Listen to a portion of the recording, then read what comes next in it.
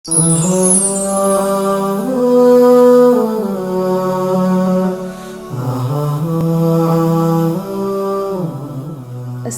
alaikum wa rahmatullahi wa barakatuh. Alhamdulillah haqqa hamdan wa salatu wa salama ala ashrafi anbiya'i sayidina Muhammad sallallahu alaihi wasallam. Ndugu zanguni, kwa mara nyingine tena katika kipindi chetu mwangaza wa maisha katika kuangazia jamii. Leo basi tumetayarisha mada nzuri ambayo ikafaa waumini wote duniani. Mada hii ni kutaka kujua utajuaje kama ndoa yako iko hatarini. Basi nimekutayarishieni mambo masita ambayo yatakufanya wewe ugundue ama ujue kama ndoa yako iko hatarini. Na kama kuna uwezekano wa kuweza rekebisha haraka sana ikiwa utaona haya mambo masita yameivamia ndoa yako.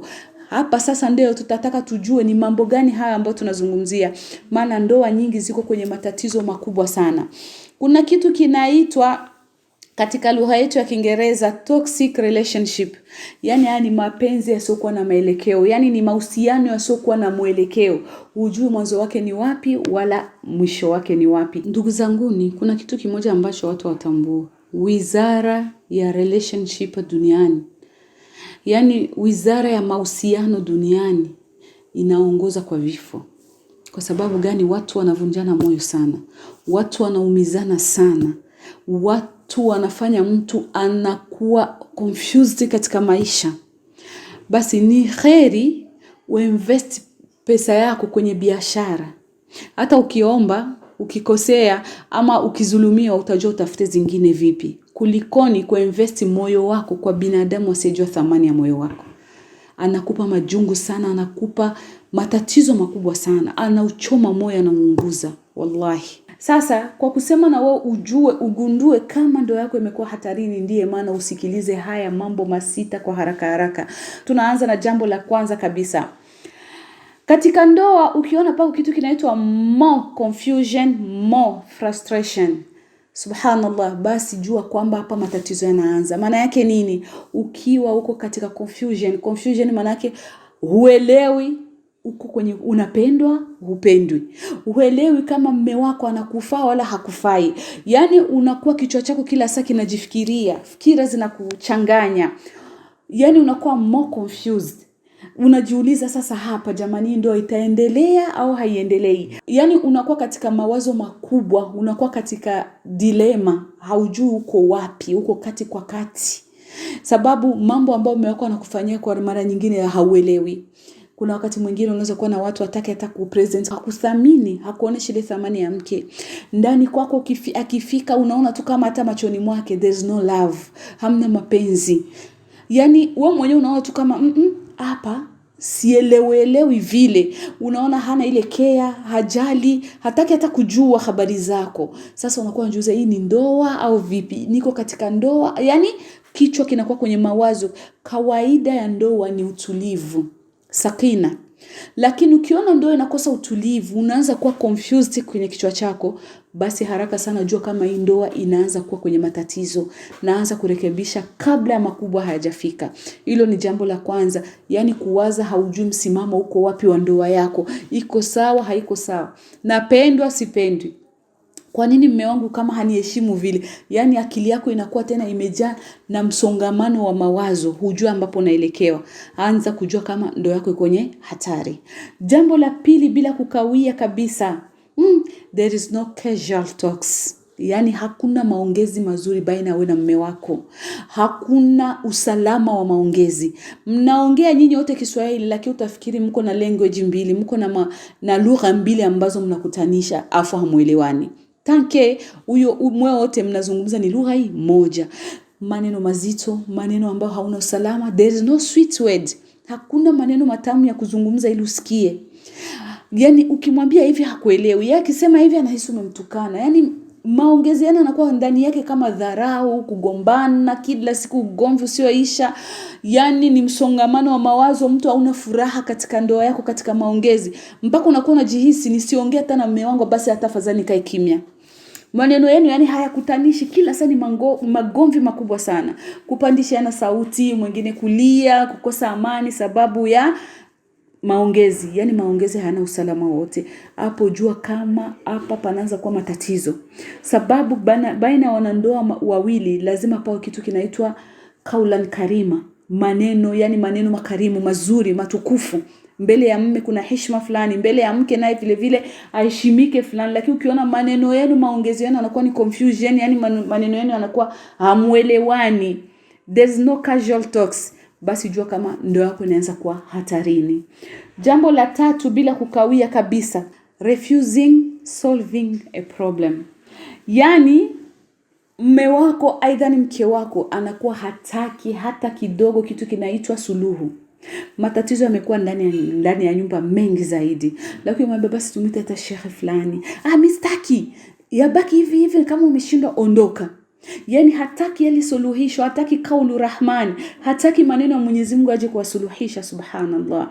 Mtume Muhammad sallallahu alaihi wasallam anasema wawili wanapogombana kaeni shura, peaneni nasaha, tulieni Qur'ani kitabullah iweze kuwashauri katika aya za Mwenyezi Mungu. Lakini utasikia mume anakuambia haiwezekani, wewe ushauri si utaki. Aidha ni mke anakuambia hii tena sio ushauri, mimi sitaki. Kama wewe unaona kama umeshindwa basi nitaliki. Mwingine kama wewe hutaki toka uende zako nyumbani. Jua kama hapa ndoa yako iko kwenye hatari. Ikiwa hii ndoa haitaitika suluhu, isuluhisho na mashehe, isuluhisho na kitabu cha Allah, basi haraka sana jua kwamba ndoa yako iko kwenye mtihani mkubwa sana. Kwa hiyo ndugu yangu ambao unanisikiliza, ambao unanitazama, sikiliza kama haya mambo ninayozungumza yako kwenye ndoa yako, na jua kama ndoa iko hatarini. Jambo la 4 kabisa bila kukawia, there is no amusing moment. Hakuna hata kufikiria kitu kizuri kuhusu mume wako ama mke wako. Mfano, ukumbuke basi. Yani ukumbuke hata kitu kizuri ambacho ashakufanyia, labda tuliwahi kutoka na mume wangu, labda kaniletea nguo fulani. Hakuna, kichwa kimejaa tu msongamano wa mawazo. Kichwa roho kila siku ni inachoma kwa maumivu tu. Hakuna kile kitu kizuri unaweza kufurahi basi hata utabasamu. Yani tabasamu imeisha ndani ya nyumba kabisa. Hakuna kitu ambacho kinaweza kufanya wewe ukumbuke basi mume wangu amewahi kunifanyia kitu kizuri hichi. Hakuna.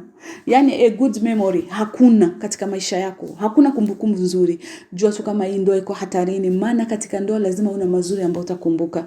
Lakini ukiona mabaya yamekuwa mengi mpaka yale mazuri yamepotea, huwezi kukumbuka hata kimoja, basi rafiki yangu ambao unanitazama, jua kama ndoa yako iko hatarini, na haraka sana kama unawezekano uweza kurekebisha. Jambo la 5, refusing help. Yani mtu unakuwa unaona tena mwenzake hataki usaidizi na mwenzake. Mfano, unataka kumpikia, niache nitajipikia mwenyewe sitaki.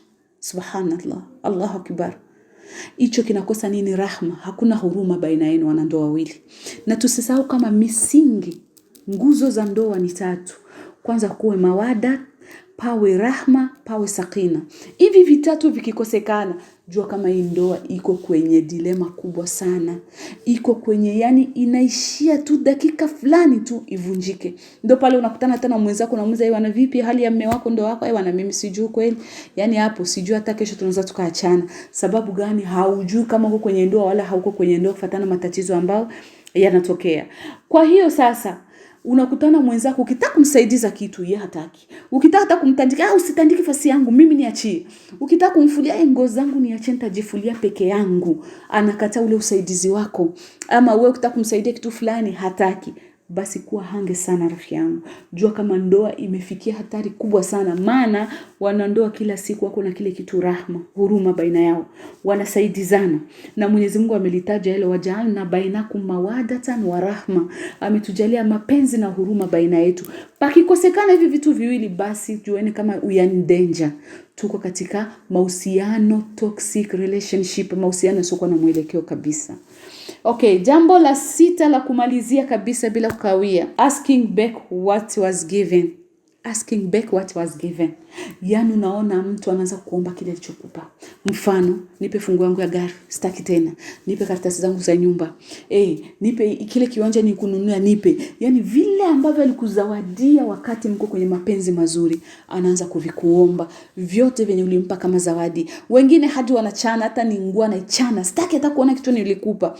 Basi ndugu yangu, jua kama uko kwenye mahusiano ambayo yana tatizo kubwa sana. Au ukiona mwanaume anaanza kuwa anakuchafua, mpaka anachafua familia yako, anakuonesha kama wewe haufai na familia yako haifai, yani anaanza kuambia maneno yasiyoeleweka, mara anakuomba vitu vyake, hange sana, hii ndoa iko kwenye dilema.